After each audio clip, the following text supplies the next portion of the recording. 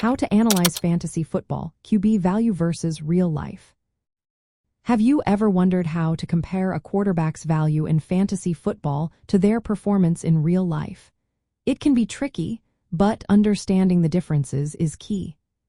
Fantasy football scoring is based on specific metrics that reward certain statistics, while real-life performance is about overall impact on the game. First, let's break down the basic scoring metrics for quarterbacks. In many leagues, quarterbacks earn points for passing yards, passing touchdowns, and even rushing yards. For example, a common scoring system awards 6 points for each passing touchdown and 1 point for every 25 passing yards.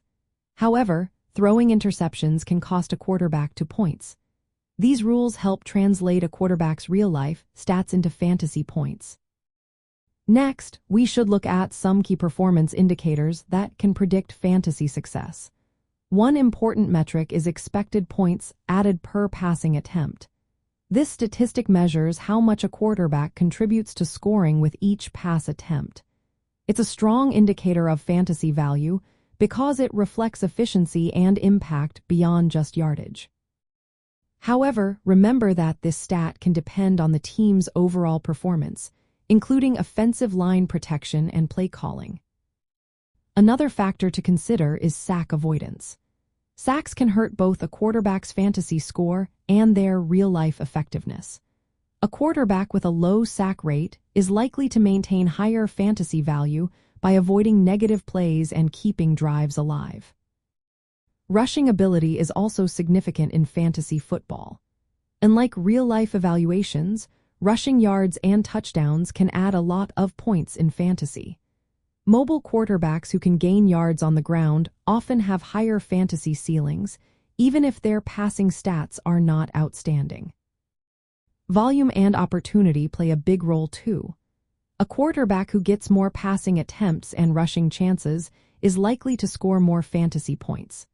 For instance, a quarterback in a high-scoring, pass-heavy offense will generally have more fantasy value than one with similar skills but fewer opportunities. Injury risk and consistency are also important. A quarterback who has a history of injuries or inconsistent performances can be a riskier choice in fantasy football, even if they have a lot of talent in real life. Finally, consider the supporting cast and offensive scheme. A quarterback's success in real life often depends on their teammates and coaching. In fantasy, these factors can influence how many stats a quarterback can accumulate.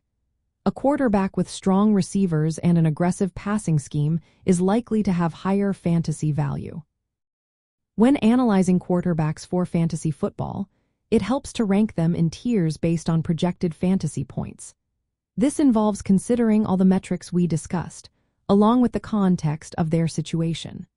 For example, a quarterback like Joe Burrow may have high fantasy value due to consistent passing stats and a solid supporting cast, even if real-life evaluations focus more on wins and leadership. To sum it up, analyzing a quarterback's value in fantasy football versus real life involves focusing on specific statistical categories rewarded in fantasy scoring.